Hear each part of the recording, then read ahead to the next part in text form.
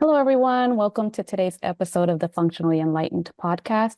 Today, we're thrilled to welcome Miguel Bautista to the Functionally Enlightened podcast, where he's a passionate health advocate who overcame 4.5-year battle with chronic fatigue syndrome himself, along with postural orthostatic tachycardia syndrome, otherwise known as POTS. We speak about this syndrome on our podcast quite frequently, and we also write plenty of blogs about it because it's something we hold near and dear to our hearts.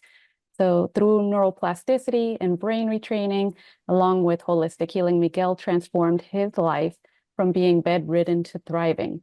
Today, Miguel shares his powerful recovery journey on his CFS Recovery YouTube channel, helping others overcome similar challenges and find their way back to health. So we'll be talking to Miguel about his incredible story of resilience. We're going to get some insights on how he uses neuroplasticity and brain retraining. And maybe we can get some practical tips on managing chronic illness.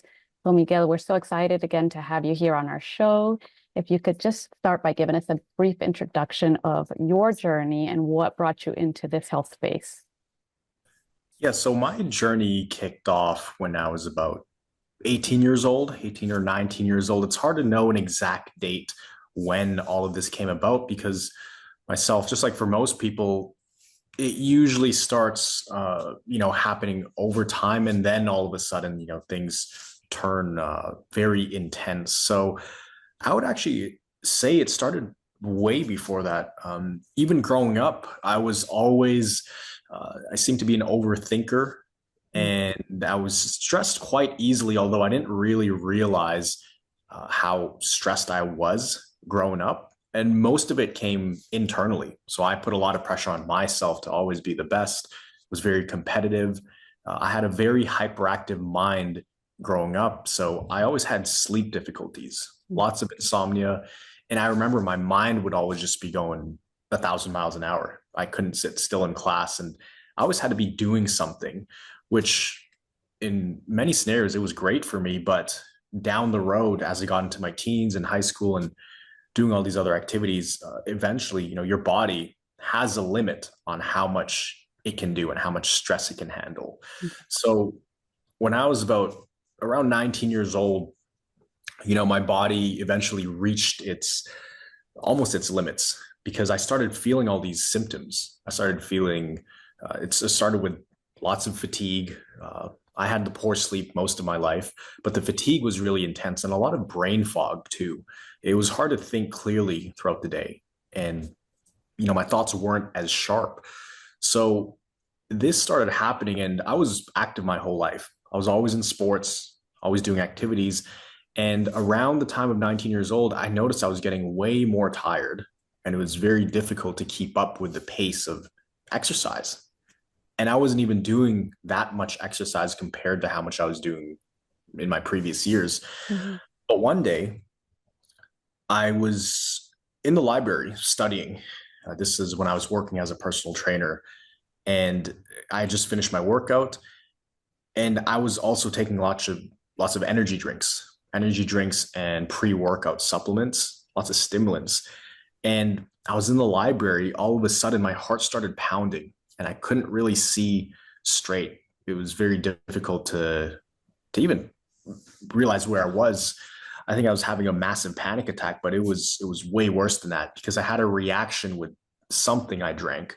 And essentially I stood up, my heart was pounding. My heart rate was about 170 when the paramedics came in to the library. There were about 6 or 7 of them there. And I remember my blood pressure was about it was like 150 over 50. It was crazy. And it felt like I was sprinting and I was just sitting down. I wasn't moving at all. I couldn't barely move. It's like my body froze up, but my heart was pounding. And that was the beginning of a multi-year journey where doctors couldn't really tell me what was going on. I had to really kind of figure out what to do on my own until I met the doctor who really helped me out of this. But yeah, at 19, I was in the library. That happened. And then they took me to the hospital. They couldn't find anything wrong. Mm-hmm. And they just told me to drink more electrolytes, essentially. And I ended up in the hospital several more times after that over the next few years. And from that day, just my health was never the same. I was always hypersensitive for the next 4.5 years and dealing with a lot of unpredictable symptoms physically, but also mentally and emotionally, because the isolation is huge when no one understands what's going on. Yeah, exactly. That's something that we experience often in the chronic illness community. And you mentioned they didn't have answers for you. Can you take us through the types of specialists that you were going to see and let us know how were their protocols initially for you? Mm-hmm. Initially, it was being rushed to the emergency with this crazy high heart rate. They didn't know what was going on. It was terrifying. And they're doing all these tests on me. I don't even know what tests they did, but a bunch of scans, x-rays. I've done Holter monitors, blood tests, so many of those. Mhm. I saw a cardiologist. I saw endocrinologist. They actually said it was adrenal fatigue that was causing this, which my tests did show that my adrenals were underperforming, but we tried treating that and that actually made it way, way worse. Mm. So, yeah, most specialists I've seen, endocrinologists, even neurologists, I saw several of those. And the worst was when you go into their offices feeling terrible and then they start running all these tests on you, especially the neurologist. I'd come in a wheelchair several times or about to call the ambulance and the paramedics show up and they're shining lights in your eyes, Right. but it already feels like I'm having a seizure. It feels like I can't breathe. And they're telling me to squeeze their hands and hold my hands up to my sides and they're pushing down on it. So yeah, the neurologist didn't help. Cardiologist didn't help. In fact, they gave me advice that made me way, way worse, Mhm. extremely worse. They said, Yeah. go exercise more, go outside more. And I tried doing that because I wanted to get better, but it made me worse every single time. Right. So you're pushing your body beyond its means because it can't even produce the energy or just the cellular health it needs initially to get even doing day-to-day activities. So I know you mentioned how just going through those diagnostics and those exams can be overstimulating on top of you already experiencing these symptoms. So I would imagine that that's one of the things that pushed you into researching neuroplasticity and how did you really dive into that as a way to navigate this illness? hmm So it was something that I came across a few times early on in my journey, but I would read these articles and it's interesting because I'm sure when people see my videos initially, their knee-jerk reaction is this is not true. This can't be neuroplasticity because it's a physical thing. You Mm. can't just think your way out of this illness. That's what so many people tell me. And I thought the exact same thing because obviously my legs are burning. I can't walk. I have vertigo, dizziness. Clearly something's wrong when I'm dealing with 40 or 50 symptoms and I can't live my life. And I'm coming across articles that tell me, well, just think better, think more positive, and you'll get healthy. Now looking back, that's not what they were saying, but that's how I was interpreting what they were saying because I just didn't understand what was going on. And so I think the neuroplasticity side of things, people only become open-minded enough to learn about those things after they've tried so many other things that didn't work. Because the obvious thing is to try medication to fix this, go to the specialists who are known to fix these type of problems. But after you cross all of those things off, you're kind of left on your own to figure this out. So you start taking matters into your own hands in terms of research and trying different solutions. But another big thing is it's the emotional aspect of this. You do lose a lot of your identity when you're not able to do so many things that you're used to doing. So when I found the neuroplasticity approach, I mean, there's so many things that happened before that. This is skipping like, you could write a whole book on this, but I was in the hospital actually for 2 months. And at this point, I was bedridden for 8 months straight. Mm. And when I say bedridden for 8 months straight, I mean fully bedridden. I was not walking. I could barely shower. I showered maybe once a month. I couldn't even go to the washroom. I had to, pee in a bucket beside my bed for 8 months. Mhm. So, people look at me today and they're like, oh, you look healthy. I'm like, yeah, I was bedridden before. Yeah, I had to learn how to use a wheelchair. And then they're like shocked. They're like, what? You had to learn how to use a wheelchair? I'm like, yes. I just said I was bedridden. So some people don't realize bedridden means bedridden. You can't function. So it was 8 months of that, and I wasn't getting any better. I was actually getting worse. I was trying to rest as much as I could. That made me worse. I was trying to meditate, eat healthy, and do all the quote unquote right things that I was looking up online, and I was getting a lot worse. So eventually, I got so bad that I ended up in the hospital for 2 months. That first month, I just, it's because I couldn't digest food. I'd eat something and throw it up, and I couldn't even really eat. My dad had to blend food, Right. and I had to drink it out of a cup. It was rice and fish and chicken. He used to blend that.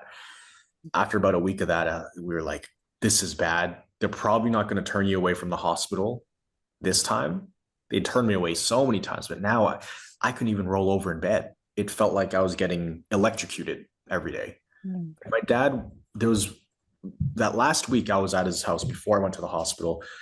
He would touch my leg or even touch my arm, and it felt like someone was burning me with an iron. Like my body was so hypersensitive. I had to wear an eye mask and earplugs, no lights in the room. So that first month in the hospital, they were running every test again. They were looking for a physical cause for these things in my body. Now, at the time, I was also working with a naturopath. He was sending me supplements. I was doing IV treatments. That's the only time I would leave the house, and I was getting worse. So they said, maybe these physical things are causing your issues, all these supplements the naturopath is giving you. So they completely detoxed me in that first month. That was rough. But I was in ICU for about a month, not getting any better. All my tests were coming back normal. Every other day we were doing a test. I had a whole team of doctors trying to help me. But eventually they said, you know what? There's nothing wrong physically with your organs. You're completely fine on paper. You're as healthy as you could get on paper. So there's nothing more we can do on our side. But clearly there's something going on. So this has got to be coming from the brain. That's the only other explanation. Your brain must be sending the wrong signals to your body. And I had a really great doctor in the ER. I was lucky enough to get him. I say lucky. He was about the 30 plus specialist / doctor I came across. Mm-hmm. But he said, we're not going to send you home like this.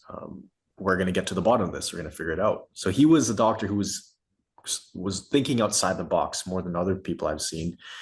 And after a month, they said, well, there's nothing wrong with your organs. We're going to have you start working with a psychiatrist, actually. We think he knows what's going on, but we have no more space in the intensive care unit for you because you're not going to die, basically. So you have two options. We can send you home, and then you can come back and forth every day to work with a psychiatrist. That way he can help you. Or we have plenty of extra rooms in the psych ward, and you can sleep there, and that way you can work right next to him, and his office is right there. And I said, well, first of all, I'm not crazy. I don't want you guys to think this is all in my head. And they said, no, we totally understand. We know you're not crazy. You'd volunteer to go there, so you could go home anytime you want, but at least you get to be close to the doctor. And I was like, well, I don't really have a choice because I can't commute back and forth. I can't even sit up, literally sitting up. I'm out of breath. So they moved me over there, and that's when things really turned around, because that's when he started teaching me day by day, number one, what was causing all of these issues. I think that alone helped take a huge weight off my shoulder, because I didn't feel like I was going to die every day. I didn't think I was just going to run out of energy and stop breathing. I was terrified to die. But when he told me what was going on and how this is almost like a glitch in my nervous system, it's like a software. It's just a glitch. Once we fix that, I'm going to be normal. That's what really gave me hope and really turned a corner in my recovery. And he just educated me about what was going on. And it was all, I won't say it was all up from there, because there were still plenty of symptoms, but that's where the momentum really, really started. And that was the turning point in my recovery. For a lot of the things that you just explained, it kind of throws me back to my own experience. Like I really can relate to what you're saying. I too was bedbound with the POTS symptoms, the inability to eat, inability to move, wheelchair bound as well, trying to seek out specialists. And I saw everyone, docs, neurologists, even neurosurgeons, because I do have a pituitary tumor as well. So we were trying to figure out, is it structural? Well, in my case, it was kind of structural. It was an onset after having a hernia repair surgery. And I had a systemic reaction to the mesh and to the whole procedure itself. It could have been a combination of things. So it's like the stress overload on the body on top of my lifestyle. And even when you were talking about the energy drinks and working out, and that was my lifestyle before I even had the surgery. So I had a young child at the time. My husband was in the military. So I was going to school, working part-time, and then after I put the child to sleep, to bed, I would take my energy, it was like energy and endurance formula. And, even if I had fallen asleep at 9 o'clock, I would wake up, take that so I could get my workout in, thinking I was doing the best for my body because we need movement, just not that type of movement, right? So Exactly. going into how you're approaching this, and I know you did mention that it wasn't all up. For our listeners who are kind of in the pits of it, can you help them understand how to navigate those dips and just maybe talk to us about the process of how they can begin to have that positive mindset? hmm Absolutely. So we really break it down, at least I broke it down into 3 steps that are easy to follow, and it really simplifies things because with dealing with POTS, chronic fatigue syndrome, even long COVID, we kind of put them in the same bucket of dysautonomia. It can be very confusing to know what to do. So the first step that we try to help people with is really just educating them on what's going on. Like people want answers on why they're feeling the way they're feeling. And the thing is, when you don't have answers, the brain is very interesting. You'll start to come up with answers on your own, whether you got them from Google or you imagine something or you heard a horror story about someone who had this. You start thinking worst case scenarios. Mm. So anxiety starts to go through the roof. And when anxiety is up, you are in more of a survival mode and the symptoms are so much worse. So understanding the root cause of what's going on here, understanding it's really a hypersensitive nervous system. Right. It's a software glitch. And that's all it is. It's a glitch. You're not broken. There's just some miscommunication, some misfiring in the signals. Once we fix that, you're going to get better. Once you can start to wrap your head around that, it makes it so much easier to navigate because now you're not dealing with 20 or 30 different separate individual problems and symptoms. You're actually dealing with one problem that is causing all of these things, which is a hypersensitive nervous system. So that's number one. It's learning the principles, the foundation of what's even going on. How did you get here in the first place? And why is it not going away on its own, right? Why do you feel these things? Number two is learning to deal with symptoms, right? And when you try to do activities, whether it's physical, whether it's you standing up to go get water or try to take a shower or brush your teeth, some people, they're more functional. It's going to get groceries outside or picking up your kids from school, right? That alone can cause a flare up in your nervous system, right? But how you respond to that flare up, that's what determines if you go in a downward spiral or you go in an upward spiral, right? So learning to deal with the flare-ups and stay calm in the fire, essentially, that's another key. Because the way I looked at it and the way we describe it, it's almost like working out, right? If you want to go from doing just 1 push-up to 10 push-ups, you have to slowly increase your push-ups every day. But as you increase, you're going to have some soreness. But that's the only way your body adapts. It adapts to stress, right? So in you just getting up to brush your teeth, that's placing stimulus on your body, or stress, we could call it. Your body's not going to like that initially, right? But if you add on more fuel to that fire by saying, oh, shoot, I'm back to square one, shouldn't have done that, and you start beating yourself up emotionally, that's only adding fuel to the fire. That's adding stress. So we need to reduce stress as much as possible. And most of it is emotional. People don't realize most of it is emotional. That's why people can be bedridden and continue to decline even though they're resting. So it's not so much It does have a physical aspect, but that's the tip of the iceberg. It's really the emotional reaction to these symptoms that are the biggest needle movers. So I always say the golden rule in recovery is responding well to symptoms, trying your best not to be emotional about the symptoms and just seeing them for what they are. It's just a scientific process in your body. It doesn't mean your body's out to get you. It's not your enemy. It's just doing what it's trained to do. It's trained to keep you alive, right? And in a short summary, the symptoms are essentially there to protect you from you. It's a way that the nervous system puts limiters on your activity, because up until you got sick, chances are you were probably living life a little too fast, maybe doing a little too much for your nervous system. And the way your brain works, it goes, okay, we have been exposed to so much stress, we can no longer handle this. So we're going to take control here. We no longer trust this person to run this body. So we're just going to stop them from doing all these activities. So if this person was an athlete in the past or they were active, what's a way to stop them from working out? Oh, I know, chronic pain, pot symptoms, shortness of breath. Great. Or if this person always worked on the computer and was a very intellectual person, and that's all they did, or they worked very hard, let's give them brain fog. That'll stop them from doing that. Or you could have a mix of all of it. So really, it's your body trying to protect you from you, but it can't tell you to slow down. It doesn't speak language, but it speaks symptoms. It speaks a very primal language. So once you start looking at it as just limiters your body's placing on you, you don't take those symptoms personally, and you change the way you perceive those symptoms. And it's not a negative thing. It's not a positive thing. It's just, it is what it is. But once you start responding well, those symptoms start to go down in intensity, and those flare-ups actually get shorter. So once you learn to do that, step number 3 is building your threshold, right? And we've come up with this concept of the progress cycle. So a progress cycle, it's like a cycle. Essentially, you slightly increase activity, you have a flare-up, but if you deal with it correctly, it's kind of like a video game. You're able to level up to a new level of capacity, because your brain goes, okay, this person did this thing, we gave them symptoms, but they didn't freak out. They handled it well.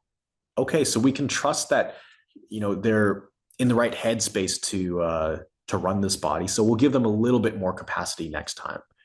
You're still going to have a flare-up next time, likely. But then it's almost like these tests you have to go through, and you slowly unlock these levels of capacity. And each time you do that, it's like a progress cycle. Basically, you increase activity, you have an adjustment period, we call it, or a flare-up. I call it adjustment period because you're essentially adjusting. Yeah, much better. Yeah. And it's a way to frame it as something more neutral. And a mistake people make is they'll look at every flare-up of symptoms as a crash, as back to square one. But that's not the case, right? And that's why we coined the term adjustment period. That's all it is. It's an adjustment period. Like if I go work out at the gym, I just came from the gym earlier.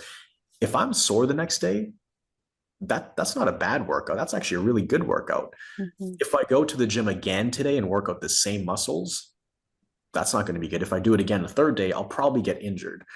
So it's kind of like the nervous system. You got to expand a little bit, but you got to pull back. But when you pull back, you can't continue to add stress to the nervous system by going on an emotional downward spiral. But if you do it right, if you respond well to the symptoms, you can complete this progress cycle, and then you can build your threshold overall. So in the beginning, let's say someone is bedridden, their threshold is down here. They can do very minimal things. But as you build up, as you go through these progress cycles, you improve and you improve and you improve to the point where maybe you can go from bedridden in a hospital, being spoon-fed and drinking your meals, to working out 5 times a week, traveling and working full-time, just like I did. So we see it all the time with people. Yeah, I know that that's a dream of so many people who are, again, just in the pits right now. And even for myself, I've been on a 5-year journey since 2019, where my functionality has improved significantly. Like I'm even to the point where I'm doing personal training now and making sure I don't re-injure myself. And again, I was bedbound, and just a couple of years ago, I was reliant on, well, maybe it wasn't even that long ago, maybe a year and a half ago, I was relying on the use of a wheelchair if I had to walk more than the distance from, one hallway to the other. So I do love the term that you're using, the adjustment period. I'm going to make sure I put that in my brain, and just anytime I feel a flare or anyone that I'm working with is talking about their symptoms, that's a good way to stop and refrain. With that, I kind of wonder about your approach when working with your clients, because they're probably coming from a broad spectrum too, all kinds of illnesses and disabilities or limitations, we'll call them. So I know with my practice, we do look at the science part of it, the analyticals, or if we're looking at the biomarkers and things to help drive our protocols. But that very key piece is always there, and foundational is the mindset. So I know that that's one of the things you focus on, and we talked about it a little bit here. But how else do you approach your clients? How do you bring them around to understanding that this is a process that will work for them? Well, one of the challenges early on was, how do we take this very complex illness and dysfunction in the body, and how do we explain it to people in a way that they understand? And we have to explain it in a way that someone with brain fog, with limited screen time, with hearing sensitivity, who has maybe a 5-minute maximum conversation time, will be able to understand, because they'll flare up after 5 minutes and they'll have to hop off a Zoom call. So how do we communicate this to them? A lot of it well, some of it is very simple video modules illustrating what's going on. And we try to remove as much confusing science as possible. Like, the coaches and our team, we understand the science, but how do we take that and simplify it for these individuals, right, to really get them to understand what's going on? But it used to be that, we look at someone's situation, whether it's a diagnosed mast cell activation case, or POTS diagnosis, or long COVID, or fibromyalgia, or CFS, adrenal fatigue even. As long as they've ruled out any other illnesses, that's number one. That's the number one qualifier. As long as they've ruled out any other illnesses and there's no life-threatening thing happening, and they've had their tests and scans done, and the doctor's hands are pretty much tied and nothing is working, those are usually the people we work with. We're usually people's last resort, because we want to make sure that we can actually fix this and there's not something else that's causing this. But from there, now we're really using this tool we've built, which is the nervous system health assessment. So it takes into account their actual symptoms, their history, and any lifestyle roadblocks they have. Like, are they living on their own? Are they a parent? Do they have kids? Do they have to work because of finances? That's another factor. But mindset is a very difficult thing to measure, right? But we've figured out a way to get some kind of perspective on it for each individual. So they do this nervous system health assessment, and we can tell what their roadblocks are, how extreme they go when they do have those good days. Because, as you know, some days you'll be great, other days you'll feel like you've been hit by a bus. A lot of people on those good days, they have extreme behaviors where now it's like they go all in and they try to act like they're normal, right? Guilty, yes. It's the goal, right? You want to feel normal, but next thing you know, you're walking down the block when yesterday you were in a wheelchair, and you end up being in bed for like 1 or 2 weeks. So we can see patterns of behavior in people, but the biggest way we help individuals is through some kind of personalized plan. We have a template that we use. And when I say template, I mean, there's hundreds of variations of this template, but we know the principles are pretty much the same across the board for any kind of dysautonomy illness. The patterns are very similar. We see all kinds of different symptoms, different activity levels, different roadblocks people have, but the principles relatively stay the same. But how do we apply those principles to someone's specific situation? And I think that's why we have such a high success rate. We're in the 95+% success rate for recovery. Awesome. One, we're very, I wouldn't say picky, but we're very careful of who we bring on. We want to make sure we can definitely solve it. But two, from the principles, we figure out a specific plan for them to follow, so they know what to implement. Because if you're bedridden, there are certain things that you won't be able to implement if you're more active and you're able to drive. You won't be able to implement all the different tools we have available or all the different approaches. So essentially, depending on which stage someone's at, we have different stages. There's completely bedridden, right down here. There's couch-bound, there's house-bound, there's semi-functional, and there's functional. Within each of those stages, there's also like micro stages. Okay, they're bedridden, but how bedridden? Like, are the lights off all day? Can they not listen to anything? Or are they bedridden and they can go on their phone for a little bit? Each of those stages, we have specific protocols on what to do to get to the next level. Now, this can get tricky. This was more tricky before we had these things in place because, how do you know how much activity to add without causing someone to crash, right? It's a big responsibility. And so we have things in place that we can follow to ensure that, one, people make progress, right? And number two, that we're not risking them flaring up so much that they go backwards and the whole thing just goes off the rails. So it's kind of this balancing act. And in terms of progress, the rate of progress, we also have to look at that.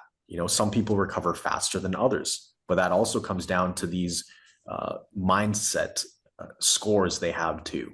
So we know from that how much we can add on to someone's plan and also sometimes how little. So it's like a big confusing Rubik's Cube that we've managed to figure out certain strategies for, but certainly keeps it interesting.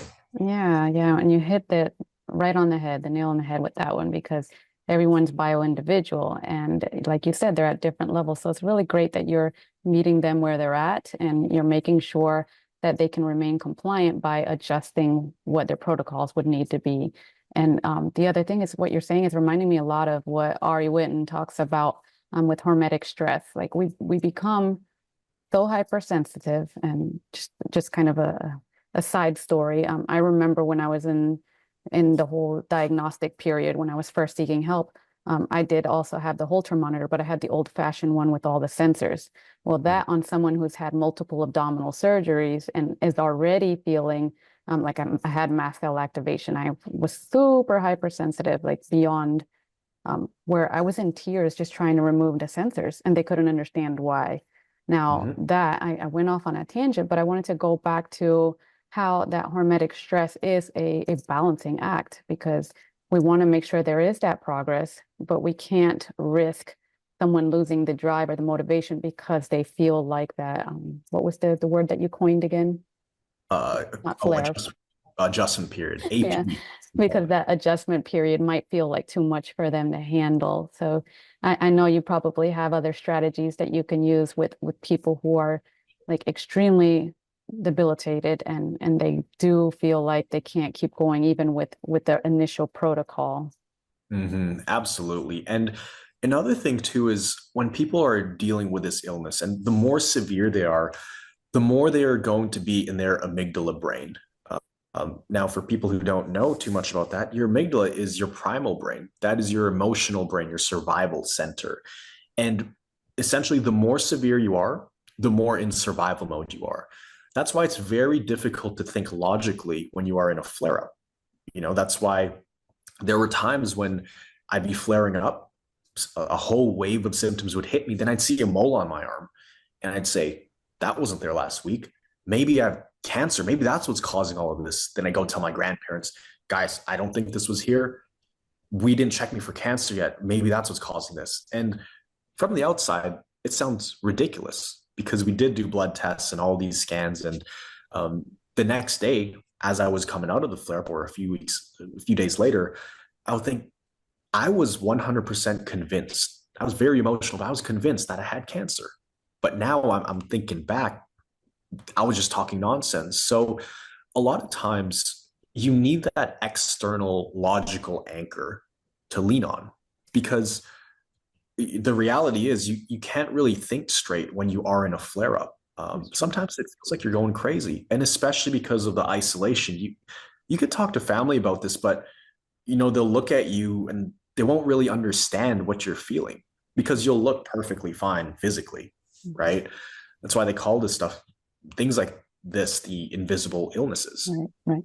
You can't see it. So there's that sense of physical symptoms, but there's also the emotional side to it that can really make you feel like you're going crazy. And sometimes you don't even believe your own thoughts. It feels like you're living in a nightmare. You ask yourself, is this really happening to me? Am I one of those just random cases? Like, and then you start getting in your head, like, what did I do to deserve this? I thought I was a good person. Why is the universe punishing me? And you really need someone to lean on, I think, whether even that's watching YouTube videos like this.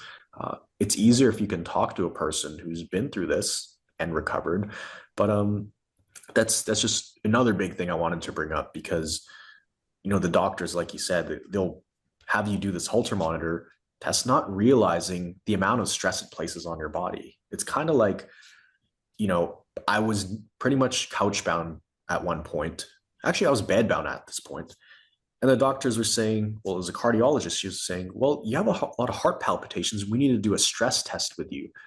We need to make you walk on an incline treadmill and just push you to your max to see what happens. And I said, are these people insane? I just said, like, I can't even brush my teeth standing up, and they want me to walk on a treadmill. And they said, no worries. We're going to have paramedics there. We'll have a defibrillator.